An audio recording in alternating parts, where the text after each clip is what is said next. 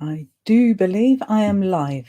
It's just put a little thing across my face to say you are live. Hello, welcome. There's already some lovely folk in here. Jacqueline, Andrea, Mike, Shannon, all from various places. Salzburg, Netherlands, Yorkshire. It's a bit cold down in Sussex as well. Vancouver, crikey. Everyone coming in from all over. How fabulous. Germany, hello. Oh, it's wonderful to be here. I am, as always, ridiculously nervous, so forgive me if I ramble and rabbit. Oh, Cornwall, Cambridgeshire. Look at this, Florida. Look at this. So many people from all over the place. Crikey. Oh, the tea fairy has arrived. You can't have tea with the druid without the tea fairy. There's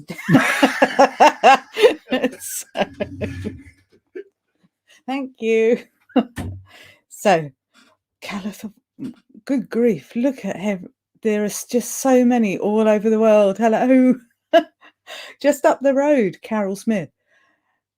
Crikey, this is amazing. What an amazing thing the internet is, to be able to say hello to someone in Kalamazoo. Hello, Kitty Hall.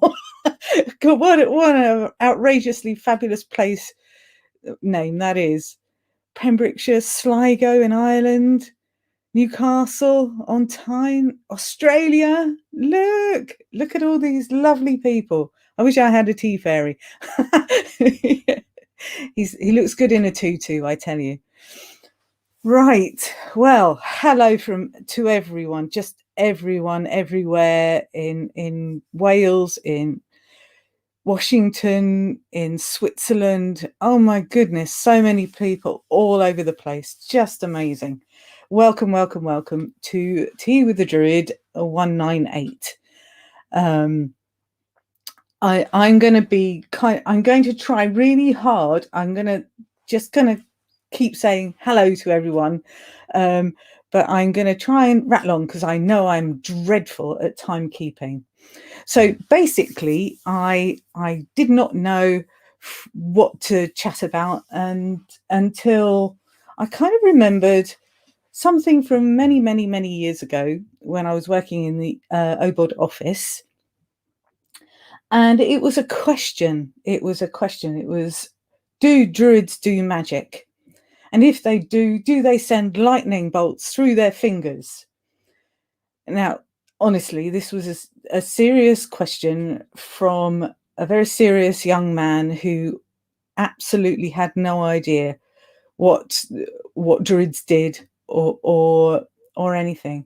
And he really believed that we would be teaching him how to divert lightning through our fingers and,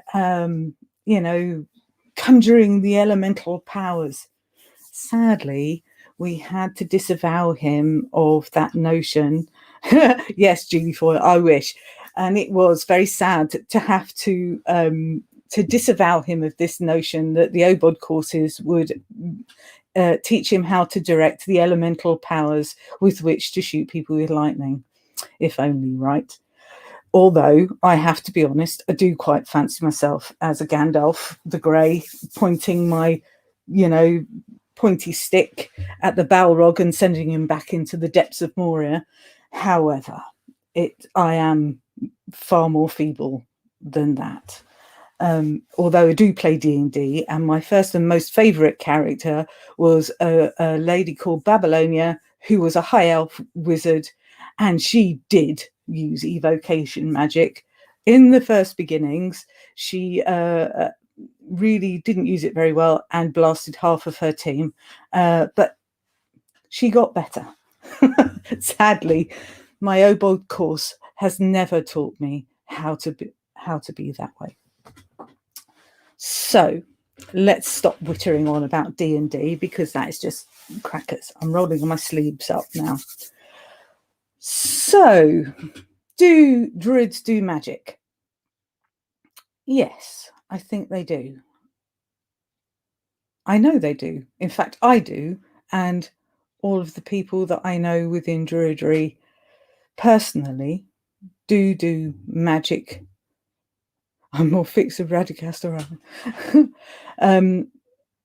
We do magic, and we do various kinds of magic, but what do we define as magic? And is there something that is specifically Druid magic? That's a question that I was pondering today. And the Oxford Dictionary, I have the list. I printed it out here. The Oxford English Dictionary defines magic as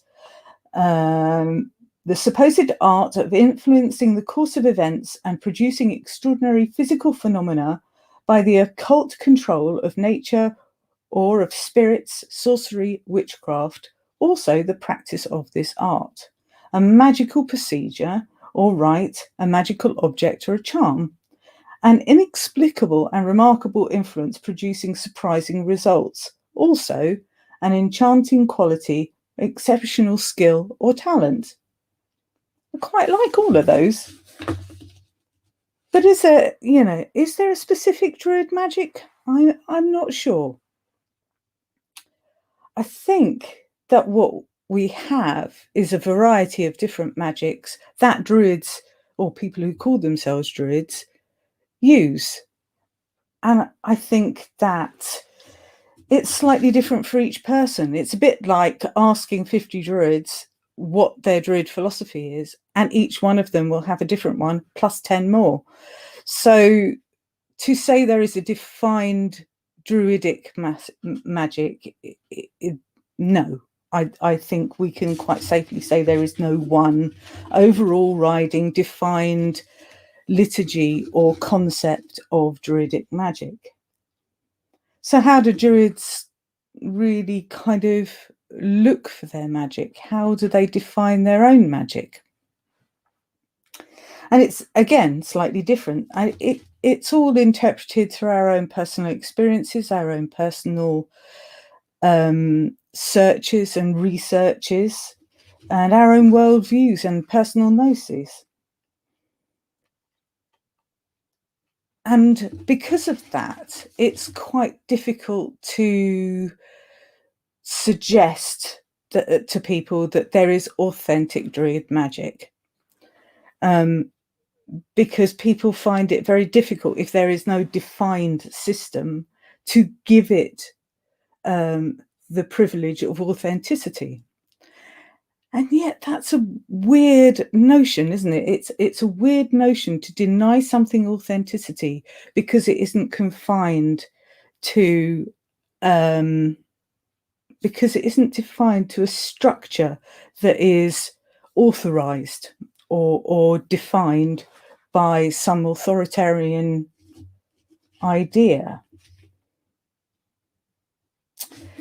And a lot of people don't really, I'm fidgeting with my papers because I've already gone off track, as usual.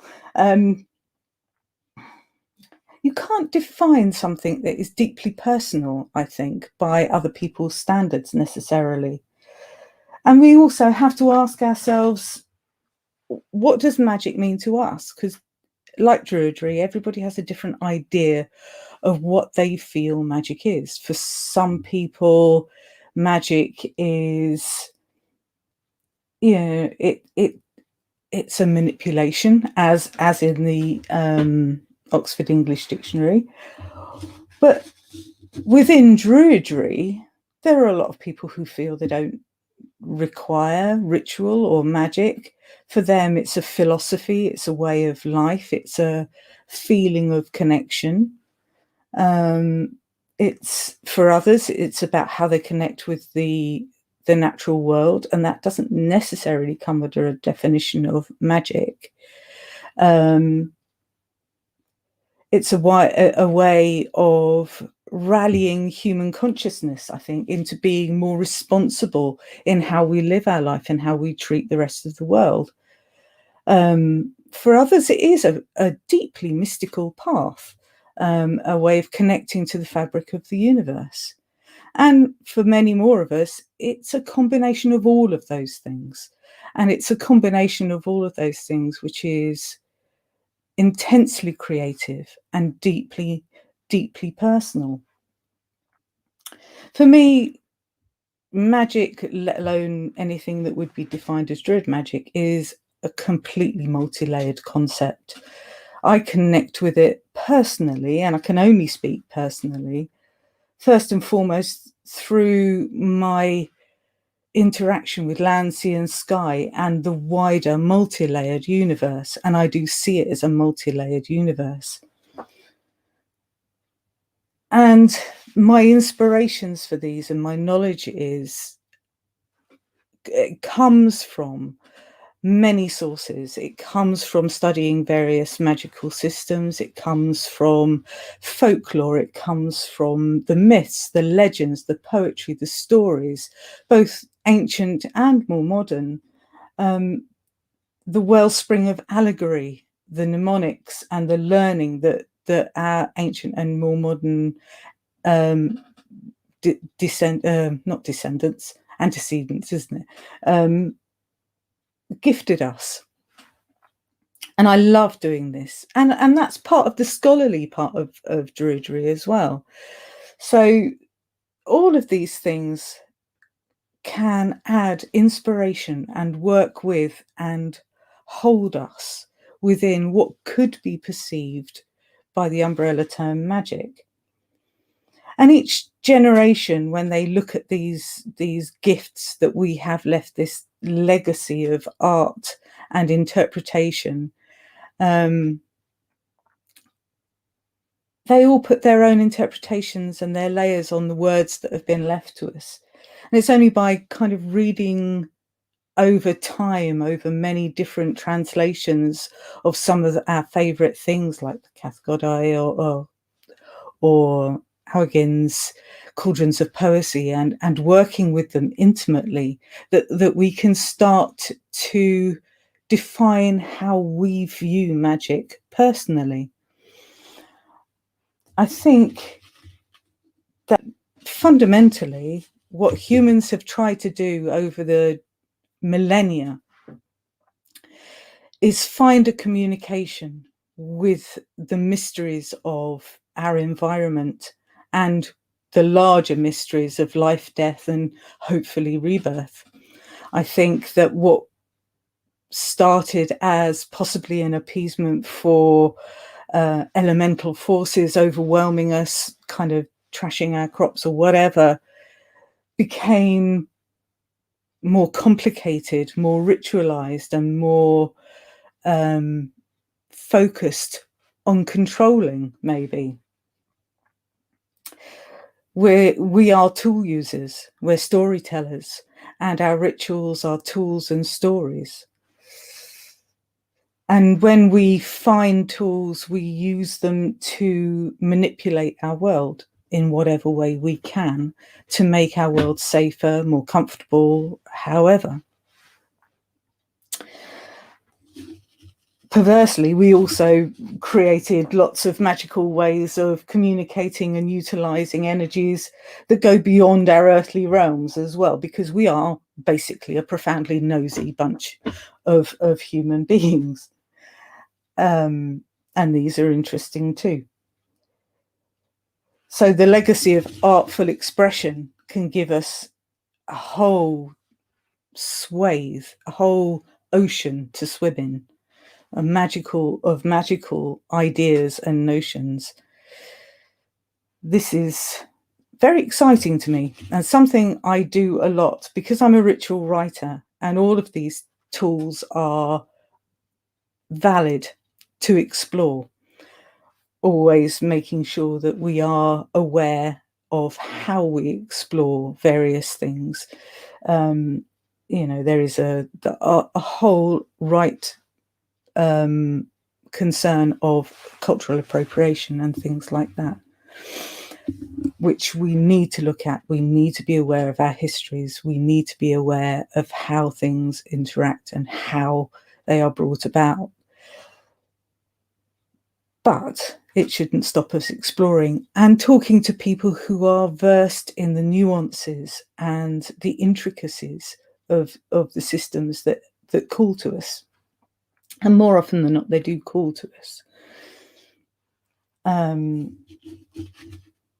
Magic is So I've just seen here, magic is the art of changing consciousness according to will, according to Dion Fortune. Yes, I think that is part of magic. And I do believe that intent is a very strong part of what we do.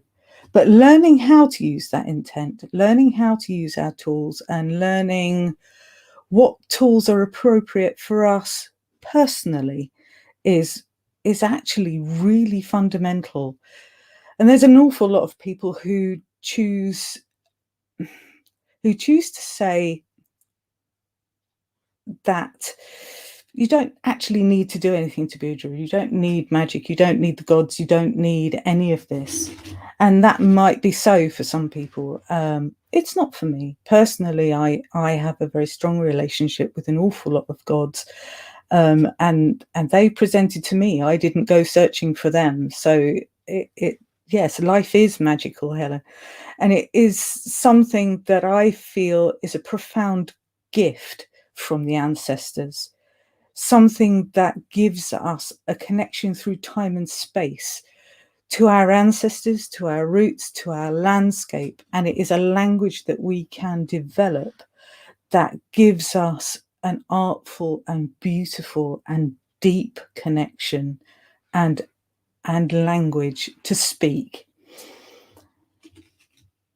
After looking at a lot of things, particularly folklore and ancient tales, when I look at the moon, when I look at a bird's flight, when I look at the ocean, I don't just see that. I see a whole raft of connection, of emotional connection, of ideas, of notions, of concepts that can be worked and used to change emotional connection, that can be used to change our physical responses or how we work with our land, with our environment, whether we be, by the sea like I am, or whether we be in the landscape, whether we live in an urban jungle.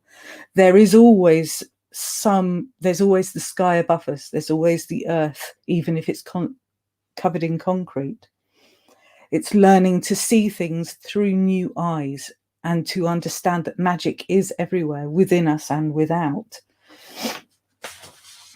So our personal magics are developed over time. They are developed by immersing ourselves in what's gone before, but not restricting ourselves to what's gone before, by exploring it and opening to it and seeing it through modern eyes in a way that's relevant to the here and now for us as modern people. We can't live in the past. It's not possible. We have to bring it into a modern vernacular. And for me, that is using all kinds of things. So whether you are interested in like the cosmic plumbing system of Hermetic magic, or whether I personally am a complete and utter animist, whatever we do, we see ourselves as conduits, possibly. Maybe we are our ancient, I'm trying to put this into words. I had it all kind of planned out, but I kind of get overwhelmed by the emotion of it. And I find I'm still skeptical when it comes to cones of magic. Oh no, I'm getting distracted. Science has turned a lot of magic into science fact, and it's also labelled an awful lot of stuff as complete fantasy. However, it's just because they haven't worked it all out yet, I think.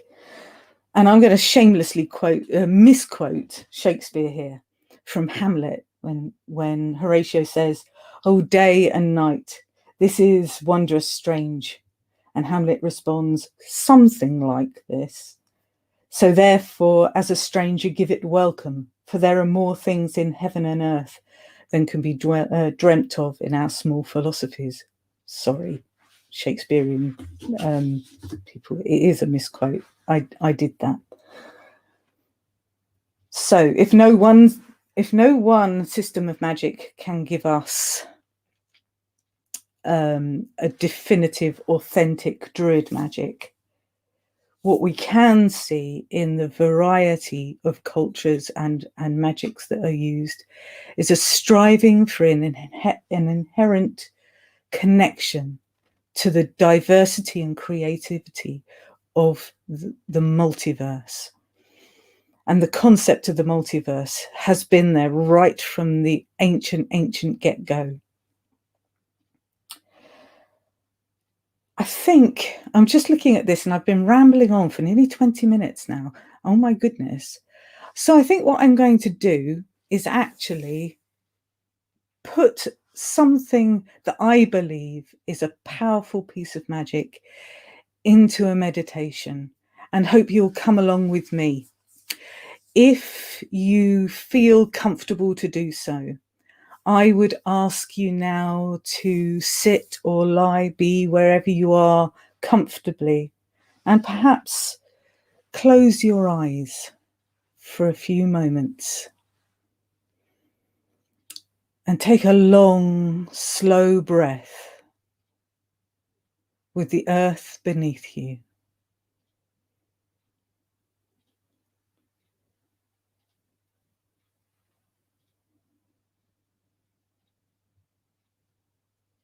And take a long, slow breath with the starry skies above us.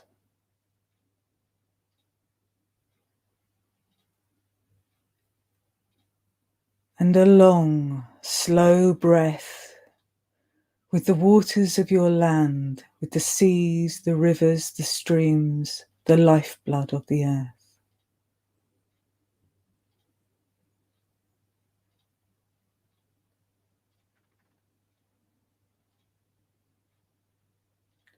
And as the cares of the day fall away, allow yourself to bring to mind, to feeling,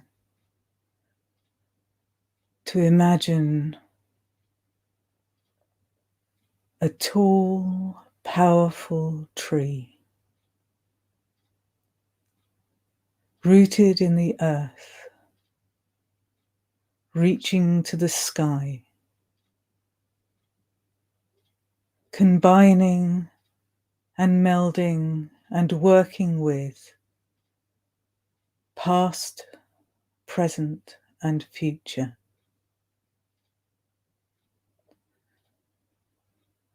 Feel the strength of the energy of this tree. It may be a tree you know. It may be a tree new to you.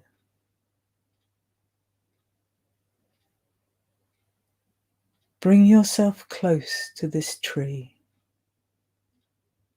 so close you can touch its bark, close enough to hear the rustling and moving and shifting of its branches, its leaves, its trunk, close enough to feel its roots touching the earth, holding it, being nurtured by it. Allow yourself to imagine placing your back against this tree, feeling your feet as roots on the earth, sharing that nurturing, comfortable safety. Allow your back to feel strong and straight, connected and true. Allow your head to be light, comfortable and open to sights and sounds, whispers and movements of this noble beautiful ancient tree.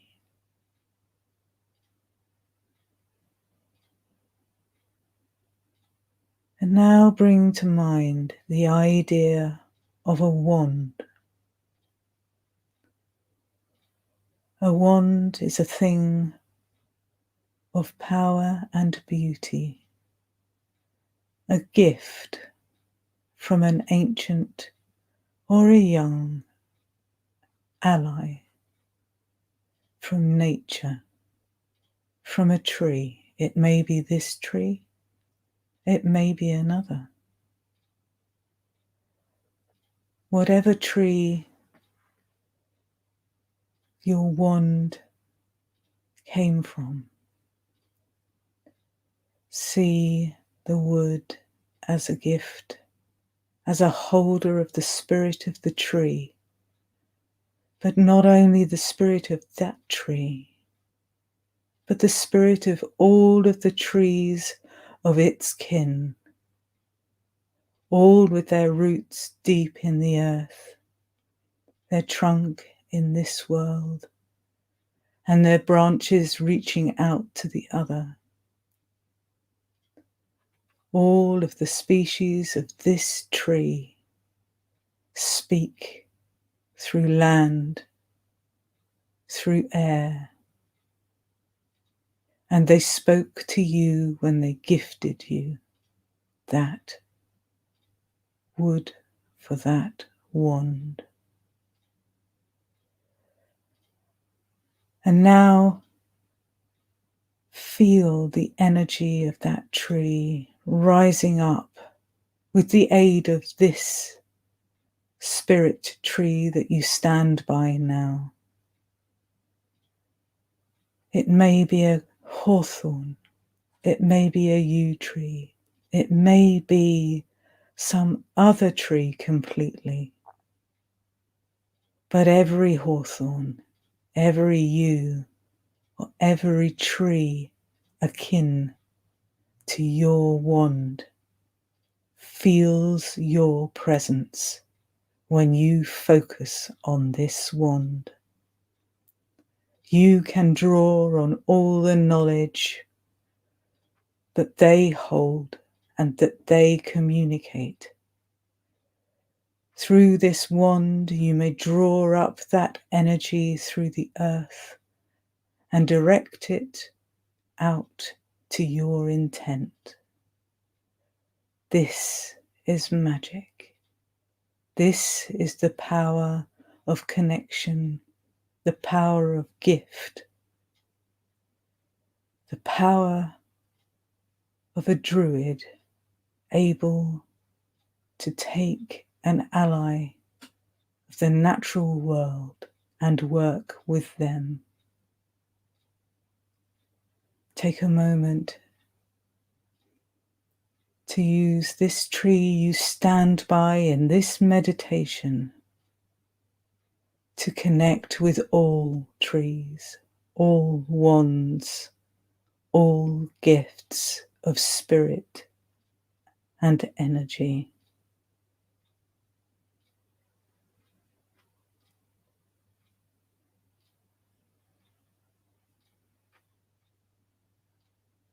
And now, with thanks, with honor,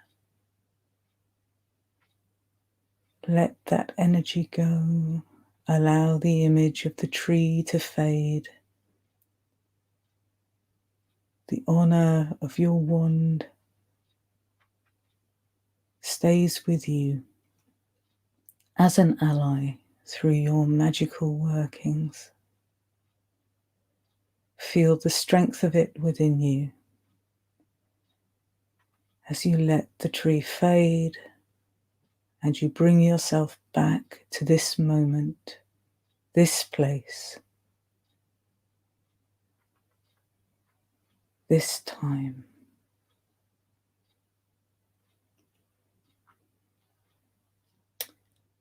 And open your eyes, wiggle your fingers and toes, and be here now. And I will sum up what I feel magic is for a druid in a modern day. I think that magic resides in the power of the Battle of the Trees when Achren activated the trees for Gwydion.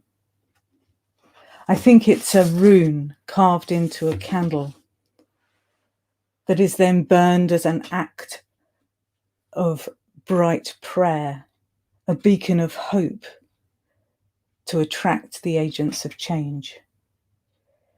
It's creating a brew over a year and a day, collecting and infusing your brew with each and every ingredient, honouring each and their gifts.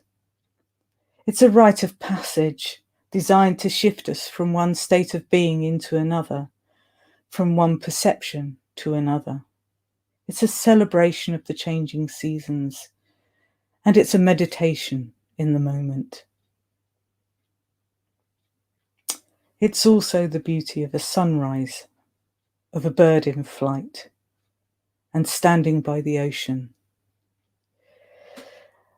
And I will just finish with these words by the fabulous and wonderful writer Roald Dahl, who said, "Those who do not believe in magic will never find it." I hope this has been interesting. I hope that you've enjoyed this, and what I will do is take my leave of you now and say thank you so much for joining me. And I will go through all of the chats and answer any questions I can. But I thank you and I bless you. May you all stay safe, loved, and well until we meet again. Many, many blessings, and thank you all very much. Good evening.